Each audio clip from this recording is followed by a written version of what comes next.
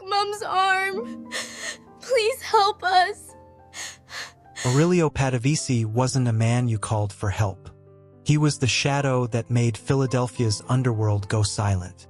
The ghost, they called him, not because he disappeared, but because anyone who crossed him did.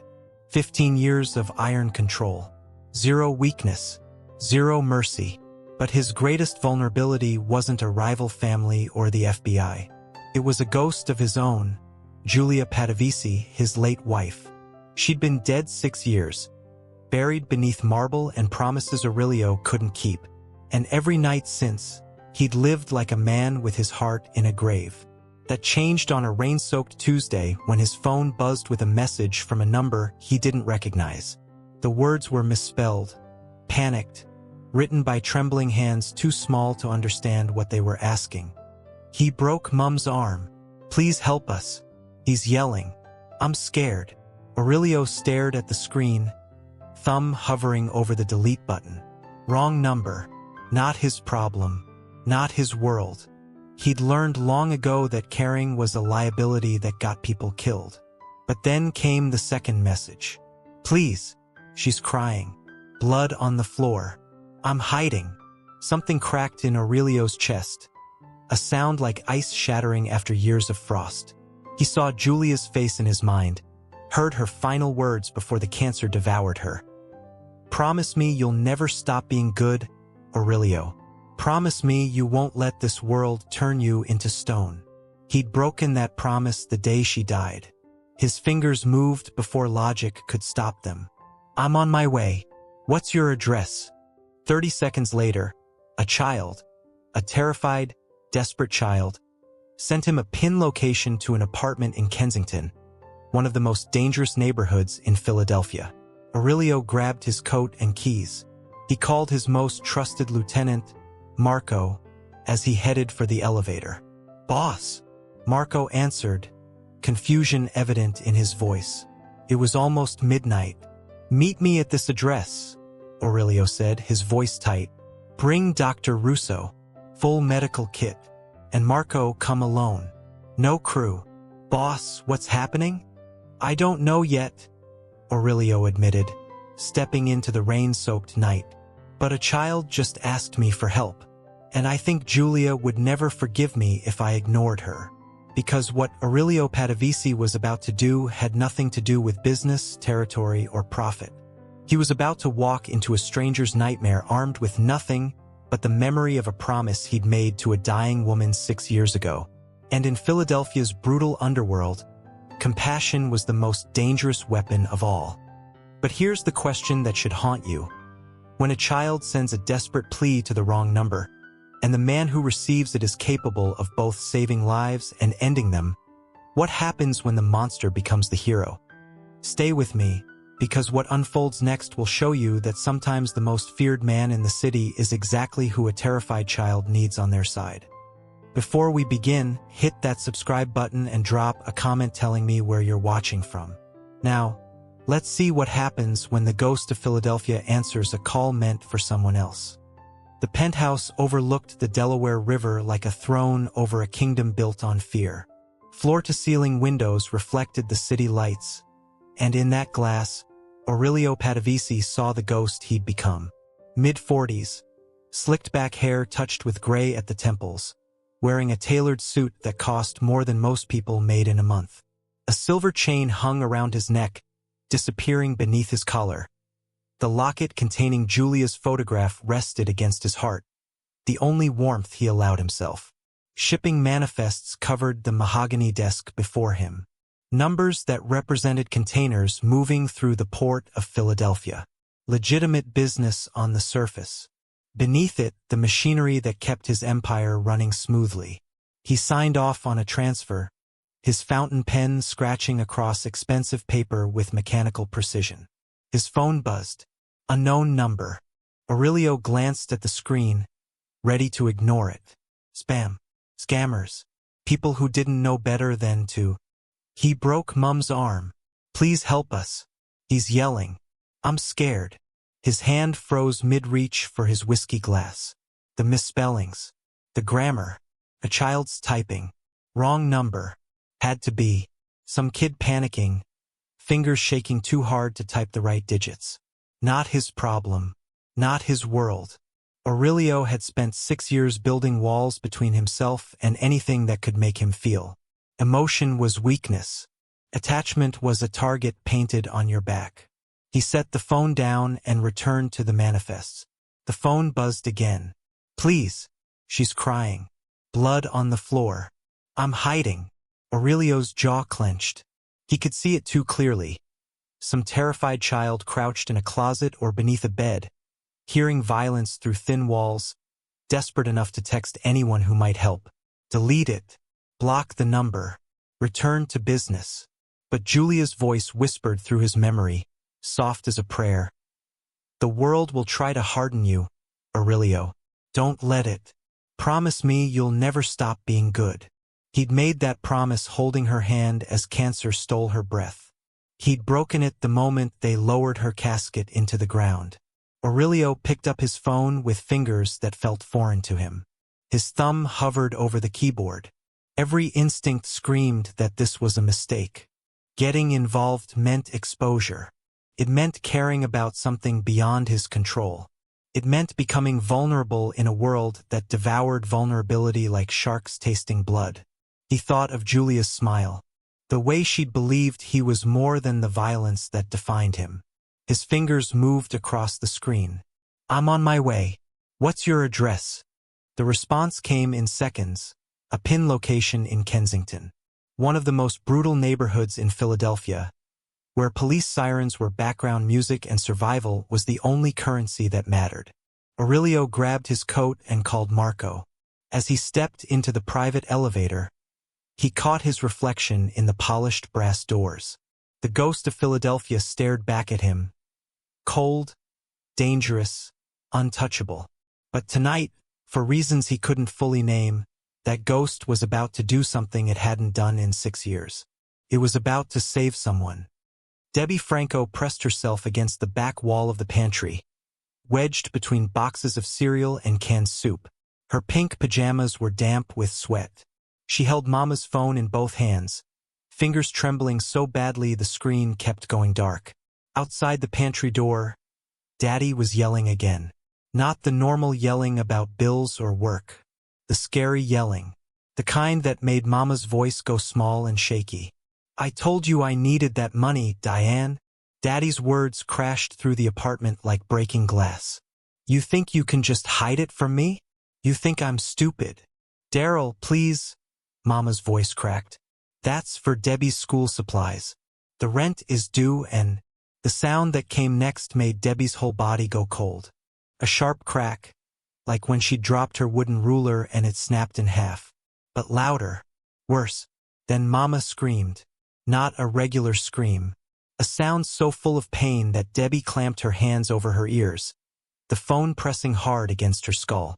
She squeezed her eyes shut, but she couldn't unhear it. The thump of Mama falling.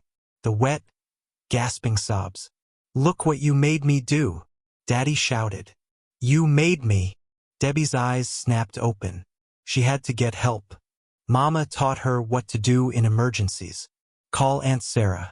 Aunt Sarah would know what to do. She fumbled with the phone, trying to remember Aunt Sarah's number.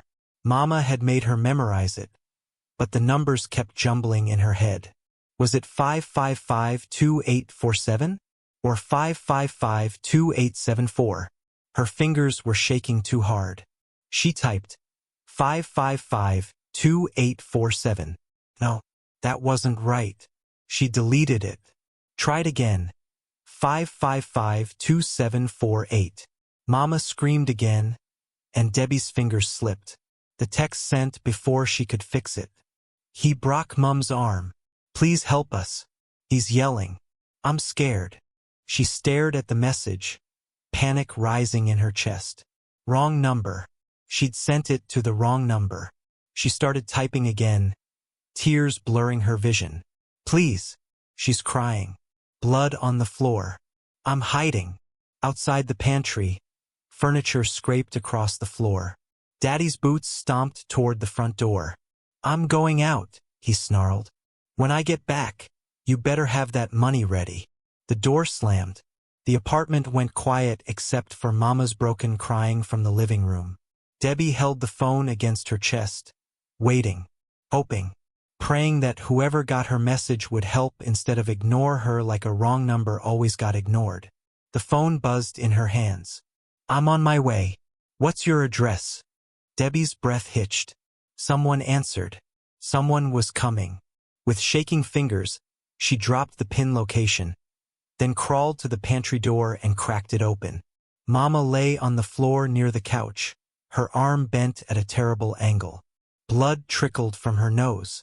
She was trying to get up but kept falling back down, gasping with pain. "Mama," Debbie whispered, but she was too scared to leave the pantry, too scared Daddy would come back. She pressed her face against the crack in the door, watching the window that faced the street, watching for headlights, watching for the stranger who'd promised to come. Minutes crawled by like hours. Then there, two bright beams cutting through the darkness, pulling up fast outside their building. Someone was here. The black Mercedes pulled up outside the crumbling apartment building like a shark circling wounded prey. Aurelio stepped out into the rain, Marco emerging from the passenger side with a medical bag. The building's flickering security light cast shadows across Aurelio's face, making him look like something carved from stone. "Third floor," Aurelio said, checking his phone. "Apartment 3C. They climbed the stairs in silence. The hallway smelled like mildew and desperation. Aurelio could hear a television blaring through one door, a couple arguing through another. Normal sounds in a place where people minded their business because survival meant staying invisible. He reached 3C and knocked. Firm, controlled. The sound of authority. "Who is it?" A man's voice, slurred and aggressive. "Building management," Aurelio lied smoothly. "Complaint about a disturbance." The door jerked open. Daryl Franco stood there, beer in one hand, rage still simmering in his bloodshot eyes. He was shorter than Aurelio, softer around the middle, with the kind of face that had probably been handsome before alcohol and anger carved it into something uglier. "Nobody called management," Daryl started. Aurelio's hand shot out, gripping the doorframe. He didn't push, didn't need to. The shift in his posture was enough. He stepped forward, and Daryl instinctively stepped back. "Actually," Aurelio said, his voice quiet and deadly calm, "someone did call. A very frightened little girl who sent me a message about her mother bleeding on the floor." Daryl's face went pale, then red with defensive fury. "That's a family matter. You got no right." "I have every right." Aurelio moved into the apartment, forcing Daryl to backpedal. Marco followed, closing the door behind them. "You see, when a child asks me for help, I tend to take that personally." Diane Franco lay crumpled on the floor near the couch, cradling her twisted arm. Her face was swollen, blood crusting under her nose. When she looked up at these two strangers, terror flashed in her eyes. "It's all right, ma'am," Marco said gently, kneeling beside her with the medical bag. "I'm a doctor. Let me look at that arm." Daryl puffed up his chest, alcohol giving him false courage. "Get out of my house before I—" Aurelio turned, and whatever Daryl saw in those dark eyes made the threat die in his throat. "Before you what?" Aurelio asked softly. "Before you break your wife's other arm? Before you terrify your daughter even more than you already have?" From the pantry, Debbie watched through the crack. The man who'd answered her text was tall, wearing an expensive suit that looked wrong in their shabby apartment. He moved like the wolves in her picture books. Calm, controlled, dangerous. Aurelio pulled out his phone and made a call. "Detective Morrison? This is Padavisi. I need a unit at 2847, Kensington Avenue, apartment 3C. Domestic violence, broken arm, child witness." He paused. "Yes, I'll wait." Daryl's bravado crumbled. "You can't just call the cops on me in my own." "I just did." Aurelio's voice carried the weight of absolute certainty. "You have two choices.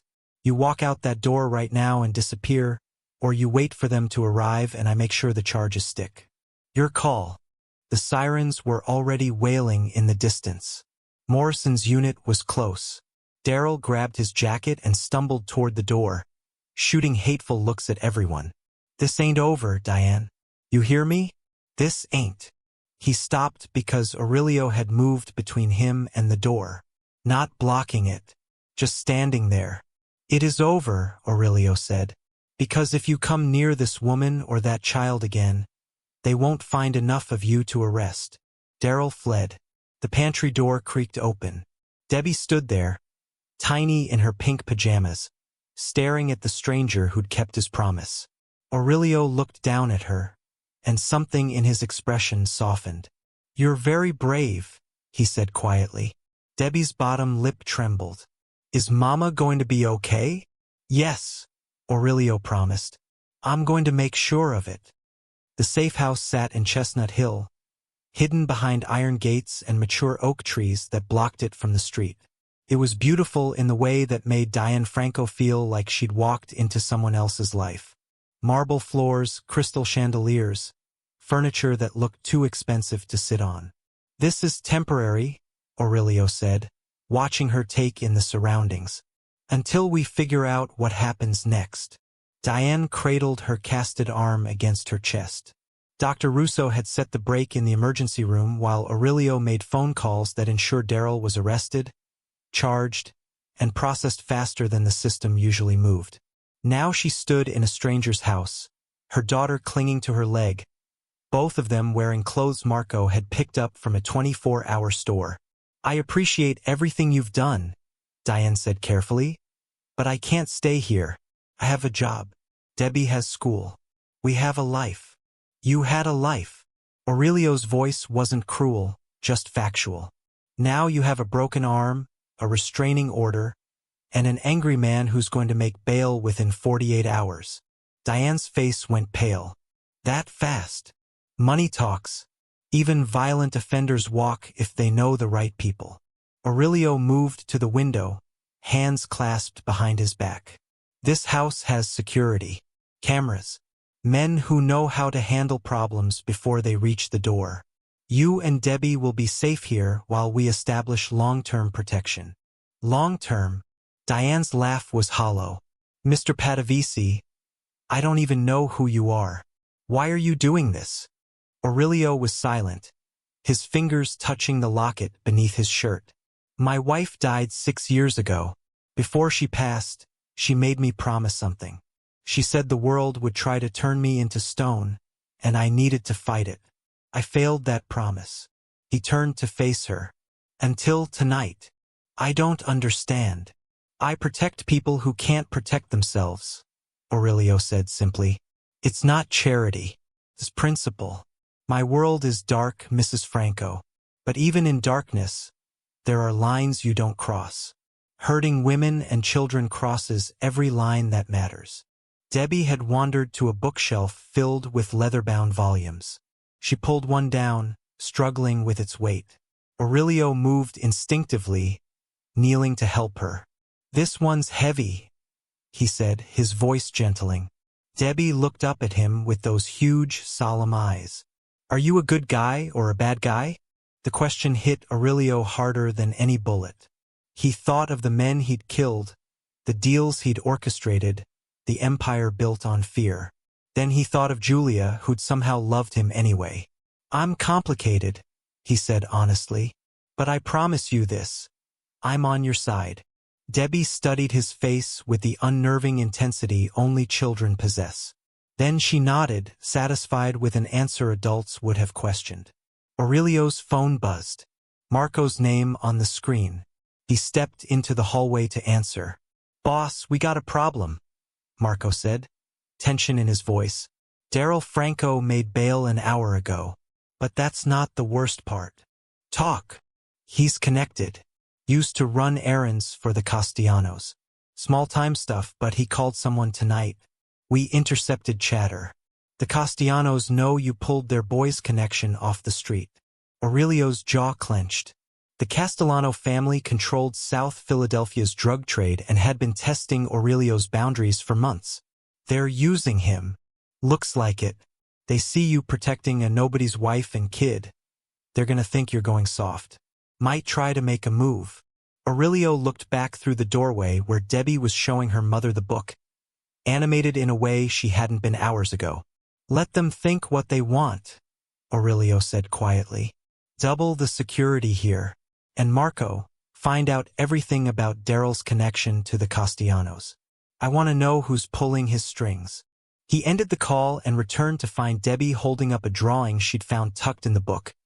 A child sketch in crayon. Who drew this? She asked. Aurelio's throat tightened.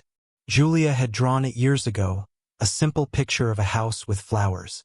Someone who believed in second chances, he said. Vincent Calabrese didn't knock. He walked into Aurelio's office like a man with grievances that couldn't wait. Behind him, 2 other lieutenants hovered in the doorway. Tony and Sal, both looking uncomfortable but determined. We need to talk, boss, Vincent said, planting his hands on the desk. Aurelio set down his pen with deliberate calm. Then talk.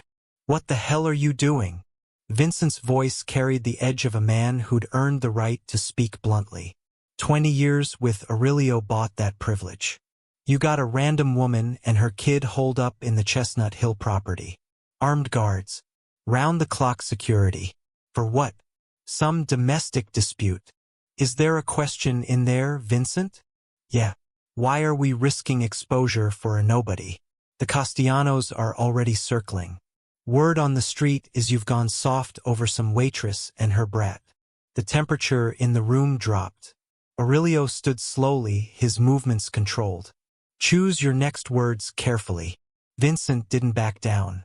I'm saying what everyone's thinking. You built this empire on being untouchable. Now you're playing white knight for strangers, and it's making us look weak. Weak. Aurelio walked around the desk. You think protecting the vulnerable makes us weak? I think it makes you a target, Vincent shot back. The Castellanos see this, they're gonna test you. And when they do, they won't come for you. They'll come for her. For the kid. You just painted a bullseye on them. Sal spoke up from the doorway, his voice more diplomatic. Boss, Vincent's got a point. Maybe we relocate them somewhere quiet. Cut the connection before it becomes a problem. Aurelio's hand moved to the locket beneath his shirt, touching it through the fabric. Julia's voice echoed in his memory. Promise me you won't let this world turn you into stone. The woman's name is Diane Franco, Aurelio said quietly. The child is Debbie. They're not problems to be relocated. They're people I chose to protect, and that decision is final. Vincent's jaw worked. And when the Castellanos use them against you, then the Castellanos will learn why I've stayed on top for 15 years, Aurelio replied. Now get out. All of you. They left, but the tension lingered like smoke. 2 weeks passed. Diane attended physical therapy sessions 3 times a week, driven by Marco in armored vehicles. The breaks in her arm were healing, but Aurelio noticed something else healing too. The fear in her eyes was being replaced by quiet determination. She'd started asking questions about job training programs, about how to keep Debbie safe when they eventually left. Aurelio didn't tell her that leaving was becoming complicated. One afternoon, Debbie appeared in his office doorway, clutching a piece of paper. She'd been drawing obsessively since arriving, covering page after page with crayons Marco bought her. I made this for you, she said, walking over with the solemn ceremony children reserve for important moments. Aurelio took the paper. The drawing showed a stick-figure man in a dark suit. Above his head, Debbie had drawn a crooked halo in yellow crayon. Beside him stood a woman with her arm in a cast and a small girl with pigtails. They were all holding hands. That's you protecting us? Debbie explained, pointing at the figures. You're like an angel, but the scary kind that fights bad people. Aurelio stared at the drawing, something cracking in his chest. No one had called him an angel since Julia. Everyone else saw the ghost, the shadow, the monster. This child saw a protector. Thank you, he said, his voice rougher than intended. I'll keep this. Debbie beamed. Mama says you have a good heart even though you do scary work. Is that true? Aurelio looked at this 5-year-old who'd survived violence and still believed in good hearts. I'm trying to be, he said honestly. As Debbie skipped away, Aurelio pinned the drawing to the wall behind his desk, right where he could see it every day. Vincent was right about one thing. The Castellanos would test him. They'd see his protection of this family as weakness. Let them come. He'd show them that protecting the innocent wasn't weakness. It was the most dangerous thing he'd ever done. The phone call came at midnight. Aurelio answered on the second ring, already knowing it wouldn't be good news. Boss, we got a situation, Marco said. Daryl Franco just posted a video on social media. Says his wife was kidnapped by a criminal. Says he's demanding she come home with his daughter or he's going to the media with evidence you're holding them against their will. Aurelio's grip tightened on the phone. He's lying. Of course he's lying. But the Castellanos are amplifying it. They're making noise, boss, saying you crossed a line taking a man's family. They're framing it like you're the monster. Because they want me to either back down or escalate, Aurelio said, walking to his window. The city sprawled below him, glittering with lights that hid so much darkness. Daryl's just the excuse. The Castellanos have been looking for a reason to test me for months. What do you want to do? Nothing yet. Let them make their play. I want to see how far they're willing to push this. And if they push too far? Aurelio's reflection in the glass looked back at him, cold, calculating. Then we push back harder. He drove to the safe house at 2 a.m., needing to check the security himself. The guards nodded as he entered. The house was silent, Diane asleep upstairs. But when Aurelio passed the library, he saw a small figure curled in one of the leather chairs, illuminated by a reading lamp. Debbie sat with her knees pulled to her chest, staring at the rain streaking down the windows. She wore pajamas covered in cartoon stars. Can't sleep? Aurelio asked softly. Debbie jumped, then relaxed when she saw him. I had a bad dream. About Daddy coming back. Aurelio sat in the chair across from her, looking too large for the delicate furniture. He can't come back. The guards won't let him near you. Promise. I promise. Debbie studied him with that unervingly direct gaze children possess. Are you sad? The question caught him off guard. Why do you ask? You look sad, like Mama did after Daddy broke her favorite picture frame. The one with her and me at the zoo. Aurelio touched the locket beneath his shirt. I lost someone very important to me. A long time ago. Your wife. He nodded, surprised she knew. Her name was Julia. Did she get hurt like Mama? She got sick. Very sick. I tried everything, the best doctors, the best hospitals. But cancer doesn't care about money or power or how much you love someone. His voice cracked slightly. I couldn't save her. And when she died, I stopped being the man she married. I became something else. Something colder. Debbie was quiet for a moment. Then she said, Mama says you're like a ghost. That you move around quiet and nobody sees you unless you want them to. Your mother's perceptive. But I don't think you're a ghost, Debbie continued. Ghosts are scary because they're mean and they hurt people. You're not mean. You helped us when nobody else would. You're nice. The word hit Aurelio like a physical blow. Nice. When was the last time anyone had called him that? Julia, probably. Before the cancer. Before everything turned dark. I'm not sure nice is the right word, he said quietly. What word would you use? Aurelio thought about the men he'd killed, the deals made in darkness, the empire built on fear. Then he thought about this little girl who'd sent a desperate text to a wrong number and somehow found the one person in Philadelphia who would answer. Trying, he said finally. I'm trying to be better than I was. Debbie smiled, and it transformed her whole face. That's what Mama says too. She says trying to be better is the same as being good. She slipped out of the chair and walked over to him, wrapping her small arms around his neck in an impulsive hug. Aurelio froze and used to affection, and used to this kind of innocent trust. Slowly, carefully, he hugged her back. "Thank you for protecting us," Debbie whispered. Outside, rain hammered against the windows. Somewhere in the city, the Castellanos were planning their next move. Daryl Franco was making threats backed by dangerous men. But in this moment, Aurelio held a child who believed he was worth saving. And maybe that was worth going to war for. Aurelio called the meeting on neutral ground Salvatore's, an old Italian restaurant in South Philadelphia that had been hosting sit-downs since the 1950s. The back room was reserved, swept for wires, and watched by armed men from both families who stood outside like statues. Dominic Castellano arrived with 2 bodyguards, his silver hair perfectly styled, his suit tailored in Milan. He was in his 60s, with the kind of smooth charm that concealed a man who'd ordered his first hit at 19. "Aurelio," Dominic said, settling into his chair with practiced ease. "I have to admit, I was surprised you called this meeting. Usually you prefer to operate from the shadows." "Usually I don't have rivals spreading lies about kidnapping," Aurelio replied, pouring them both wine from a bottle that cost more than most cars. Dominic smiled. "Ah yes, the unfortunate Mr. Franco. Nasty business, domestic violence. Though I hear he's claiming his wife was taken from him by force. Daryl Franco is a liar and a coward who put his wife in the hospital." Aurelio's voice was steel wrapped in silk. "He has no claim to her or the child. Not anymore. And yet he's making noise.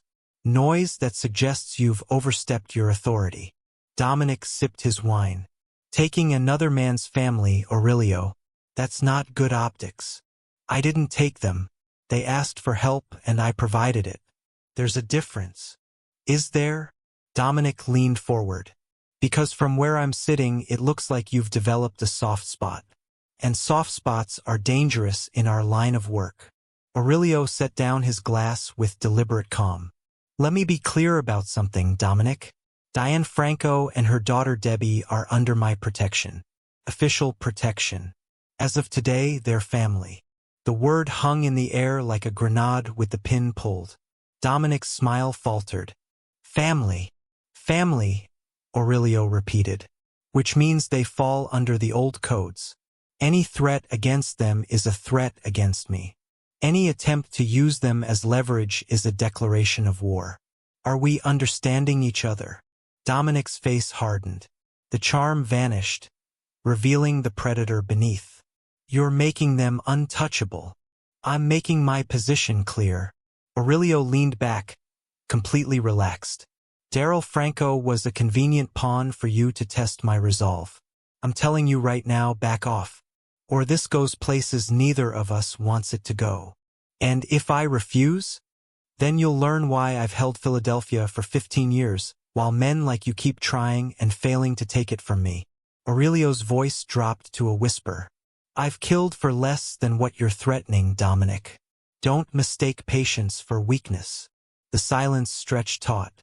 Outside, both sets of guards tensed, hands moving toward weapons. Finally, Dominic laughed. A dry, humorless sound. "You've changed, Aurelio. The ghost I knew wouldn't have risked war over strangers. People change. Or they get sloppy." Dominic stood, buttoning his jacket. "Fine. I'll call off Daryl. The woman and child are yours. But this conversation isn't over. You've shown your hand, and now everyone knows you have a weakness." "Let them know," Aurelio said. "Let everyone know that threatening what's mine comes with consequences they can't afford to pay." Dominic left with his guards. Aurelio remained seated, finishing his wine. Marco appeared from the shadows. "You think he bought it?" "He bought the threat," Aurelio said. "But he didn't buy the peace. Dominic's planning something. He backed down too easily. What do we do?" Aurelio stood, straightening his cuffs. "We prepare for war. Double security at the safe house. I want eyes on every Castellano operation. And Marco, find out where Daryl Franco is staying. If Dominic's pulling back, it means he's cutting loose ends." "You think they'll kill him?" I think Daryl Franco just became a liability to them. Aurelio headed for the door. And the Castellanos don't keep liabilities alive. Spring arrived with cherry blossoms and the kind of hope that felt dangerous to trust. Diane's cast came off in March, revealing an arm that would always carry a slight crook but worked well enough. She'd started physical therapy religiously, pushing through pain with the same quiet determination Aurelio had come to respect. The bakery sat in Rittenhouse Square, a legitimate business Aurelio had owned for years as a front for money laundering. But the pastries were real, the customers genuine, and Diane had taken to the work like she'd been born for it. Aurelio watched through the window one morning as she smiled at a customer, handing over a bag of fresh cornetti with an ease he hadn't seen in her before. "She's good with people," Marco observed, standing beside him. "She's rebuilding herself," Aurelio said, piece by piece. Debbie had enrolled at St. Catherine's Academy, a private school where Aurelio's donations ensured both excellent education and discreet security. 2 guards dressed as groundskeepers watched the property. Another sat in a car across the street. Debbie didn't know about the protection. She just knew she felt safe. Aurelio had started visiting the safe house 3, sometimes 4 times a week. What began as security checks evolved into something else entirely. He'd taught Debbie to play chess, patient as she learned the difference between knights and bishops. He'd sit with Diane over coffee while Debbie did homework, their conversations drifting from logistics to something deeper, shared grief, rebuilding after devastation, the weight of starting over. One evening, Debbie beat him at chess through sheer determination and creative rule-bending. "That's not a legal move," Aurelio said, trying not to smile. "You didn't say I couldn't do it," Debbie countered. "That's because it's implied by the rules." "But you didn't say it." She grinned, victorious. Aurelio laughed, a genuine sound that surprised even him. Diane looked up from the dishes she was washing, catching his eye. Something passed between them, unspoken but understood. Later, after Debbie had gone to bed, Diane joined him on the porch. The night was cool, stars visible despite the city lights. "Thank you," she said quietly, "for everything, for giving us a life." "You're building the life," Aurelio replied. "I'm just making sure you have the space to do it. It's more than that." Diane turned to face him. "You've given Debbie something I couldn't, the feeling that the world has good people in it. Despite everything she saw with her father, she still believes in heroes because of you." Aurelio touched the locket beneath his shirt. "I'm not a hero. Maybe not to everyone. But to her? To me?" Diane's voice softened. "You're exactly what we needed." The moment stretched between them, heavy with implications neither was ready to name. Aurelio's phone buzzed, shattering the quiet. Vincent's name on the screen.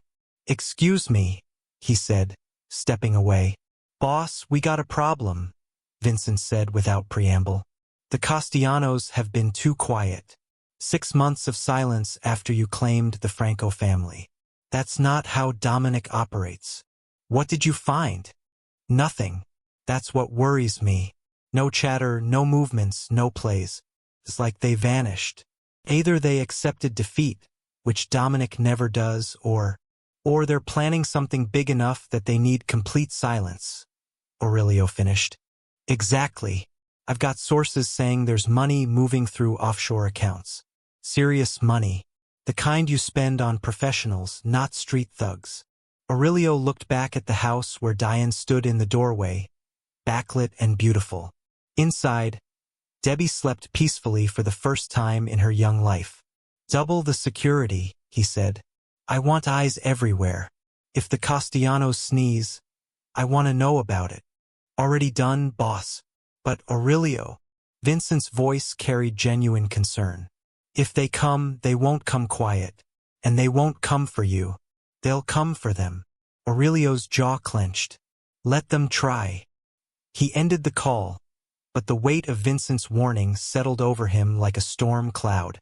The illusion of safety had been beautiful while it lasted. But illusions always shattered eventually. The call came at 2:47 p.m. on a Tuesday that had started like any other. Aurelio was reviewing contracts when his phone exploded with alerts. Marco, Vincent, the school security detail, all at once. "Boss, we got a breach at St. Catherine's." Marco's voice was tight with controlled panic. Daryl Franco showed up at the school gates with 2 Castellano enforcers. They tried to take Debbie during recess. Aurelio's blood turned to ice. "Is she safe?" "Our guys intercepted. Debbie's in the principal's office, locked down." "But boss, she saw him. She saw her father trying to grab her." Aurelio was already moving, grabbing his jacket and weapon. "I'm on my way. Nobody moves her until I get there." He found Debbie huddled in a corner of the principal's office, knees pulled to her chest, eyes wide with terror. The moment she saw Aurelio, she ran to him, throwing her arms around his waist and sobbing. "He tried to take me," she choked out. "Daddy tried to take me." Aurelio knelt, holding her carefully. "He didn't. My men stopped him. You're safe. You promised he couldn't come back." Her voice broke. "You promised." The accusation cut deeper than any blade. "I know. I'm sorry. But I won't let him near you again." Aurelio's phone buzzed. Unknown number. He answered, jaw clenched. Impressive security detail. Dominic Castellano's voice oozed false pleasantry. "But here's the situation, Aurelio. You've got something I want: territory, shipping routes, your legitimate businesses. And I've got something you want: the guarantee that this family of yours stays breathing. You're using Daryl as a weapon. I'm giving you a choice. Make concessions, give me what I want, and the Franco family lives peacefully. Or refuse, and I promise you, every person you care about becomes a target." Aurelio looked at Debbie's tear-streaked face. "You already made your play, Dominic. You already showed me what you're willing to do. Then you know this doesn't end until you bend." "No," Aurelio said quietly. "It ends when I break you." He hung up and called Vincent. "Move Diane and Debbie to the safe house now. Full defensive protocols. The Castellanos are coming." The attack came at midnight. 6 vehicles, 12 gunmen, Daryl Franco among them, looking wild-eyed and desperate. They breached the outer gate with explosives, setting off alarms that screamed into the night. Aurelio stood in the safehouse foyer, Marco beside him, both armed. Upstairs, Diane held Debbie in a reinforced panic room, but Aurelio could hear the little girl crying through the walls. The front windows shattered under gunfire. Aurelio and Marco returned fire with surgical precision, dropping 2 Castellano soldiers before they reached the porch. The house became a war zone, bullets tearing through expensive furniture, smoke filling the air, the acrid smell of cordite overwhelming everything. Daryl Franco crashed through the kitchen window, glass cutting his face. He was screaming Diane's name like a curse, a pistol shaking in his hand. Aurelio intercepted him in the hallway. "It's over, Daryl. Walk away. She's my wife. That's my daughter." Daryl's eyes were manic, pupils blown wide. "The Castellanos promised me money, promised me power if I brought them back. They promised you nothing. You're just a pawn they'll discard." Daryl fired wildly. The bullet went wide, embedding in the wall. Aurelio moved like smoke, disarming him with brutal efficiency. Daryl crashed to the floor, scrambling backward. Then they heard it, Debbie's scream. Somehow she'd slipped past her mother. The panic room door stood open. The little girl stood at the top of the stairs in her pajamas, frozen in terror as her father spotted her. "Debbie!" Daryl lunged for the stairs. Aurelio moved faster. He threw himself between Daryl and the staircase just as 3 Castellano gunmen burst through the back door, weapons raised. The world exploded in gunfire. Aurelio felt the impact. 2 bullets center mass, the force driving him backward. But he stayed standing, body blocking the stairs, protecting Debbie with his own flesh. Marco's shotgun roared. The Castellano gunman dropped. Daryl raised his pistol toward Debbie one last time. Marco's next shot ended him. Aurelio collapsed, blood spreading across his white shirt. Above him, Debbie was screaming his name. Diane appeared, pulling her daughter back, but Aurelio could see the terror in both their eyes. "Marco," he gasped. "Finish it." Marco made 2 calls. One to their soldiers to eliminate the remaining Castellano forces. One directly to Dominic. "Your men are dead," Marco said flatly. "Daryl's dead. And if you ever threaten this family again, Aurelio Padavisi will personally burn every Castellano business to the ground. Do we have an understanding?" The line went silent. Then, "We're done. Tell Aurelio he won." Paramedics arrived within minutes, Aurelio's own people. As they worked on him, he looked up to see Debbie's face hovering above his. "You kept your promise," she whispered. "You saved us." Aurelio managed a weak smile. Always. The bullets had missed vital organs. He'd survive. And the Castellanos would never threaten his family again. Because some things were worth bleeding for. 1 year later, the estate was filled with afternoon light. Diane tended a small garden she'd planted in spring. Tomatoes, basil, flowers that bloomed in defiant colors. Her arm had healed completely, though she still favored it on cold days. She was stronger now, not just physically. The fear that had lived in her eyes for years had been replaced by something fiercer. The quiet confidence of a woman who'd survived hell and rebuilt herself on the other side. Debbie ran across the lawn, laughing with the kind of genuine joy that only comes when a child finally feels safe. She was 6 now, thriving at St. Catherine's, beloved by teachers who saw nothing but brightness in her future. The nightmares about her father had faded. In their place were dreams of becoming a doctor, an artist, a teacher. Dreams that changed weekly but always reached toward hope. Aurelio arrived just after 3, his car pulling through gates that now protected rather than imprisoned. He still moved with that dangerous grace, but the coldness in his eyes had thawed. His shoulder ached where the bullets had torn through, a permanent reminder of the night he'd chosen family over empire. Debbie raced toward him, throwing herself into his arms with complete trust. She handed him her latest drawing, a family portrait in crayon. A tall man with a barely visible halo, a woman with flowers in her hair, and a little girl holding both their hands. "That's us," she announced proudly. "Our family." Aurelio looked at the picture, then at Diane, who was walking over with dirt on her knees and a smile that made his chest tight. "Stay for dinner?" Diane asked, though they both knew he would. "I'd like that," Aurelio said. As the sun set over Philadelphia, 3 people who'd found each other through desperation and chance sat down to a meal that felt like home. They laughed. They talked about Debbie's upcoming school play. They didn't mention the past. Later, as Aurelio walked to his car, he paused and looked up at the darkening sky. He touched the locket around his neck, Julia's face forever young, forever smiling. "I did it for them, Julia," he whispered. "I finally saved someone." Inside the house, Diane and Debbie waved from the window. Aurelio waved back, and something shifted in his expression.